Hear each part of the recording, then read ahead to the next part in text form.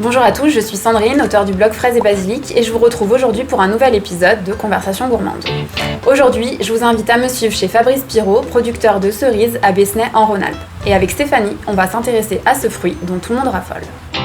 Bonjour Fabrice, merci de nous accueillir dans votre exploitation. Est-ce que du coup vous pouvez nous en dire un peu plus sur vous? Oui, donc je m'appelle Fabrice Pirot, je suis arboriculteur à Besnay dans le Rhône. Je suis producteur de cerises, mirabelles et quetch. Sur 25 hectares, je produis une vingtaine de variétés de cerises et ça représente à peu près 200 tonnes de cerises. D'accord.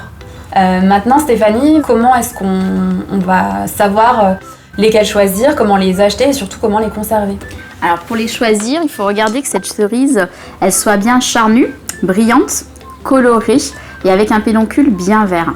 Alors souvent les cerises, puis là Fabrice va nous le confirmer, on les achète vraiment pour les croquer quasiment de suite. Sinon on peut les conserver 2-3 jours dans un endroit frais ou bien alors dans le bac du frigo, donc au plus bas de l'étage vraiment, jusqu'à 5 jours pour pouvoir les conserver convenablement et pouvoir bien en profiter ensuite.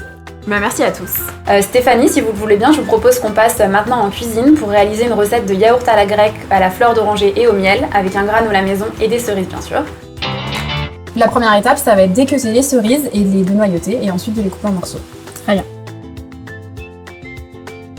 Donc on va mélanger cette fois le yaourt à la grecque avec un peu de fleur d'oranger. On va partir sur une cuillère à café, une ou deux cuillères à café. Et on va mettre aussi un peu de miel pour sucrer légèrement, sachant que les cerises sont déjà bien sucrées. Donc voilà. On va rajouter une petite note un peu gourmande. On va dresser du coup maintenant le yaourt dans les verrines. Très bien. On va ajouter les cerises qu'on a préparées tout à l'heure. D'accord. Chez moi, on fait une petite couche de cerises. Et ensuite, on va venir mettre du granola. Donc, on a fait maison. Donc, c'est du granola avec des flocons d'avoine. Et pour le côté un peu gourmand, il y a des amandes et des noix de pécan. Donc voilà. Et puis, dernière étape, pour un côté un peu plus gourmand, un peu plus joli, on peut décorer avec une ou deux cerises entières qu'on va croquer en premier. Stéphanie, la recette est maintenant terminée. On va pouvoir appeler Fabrice et passer à la dégustation.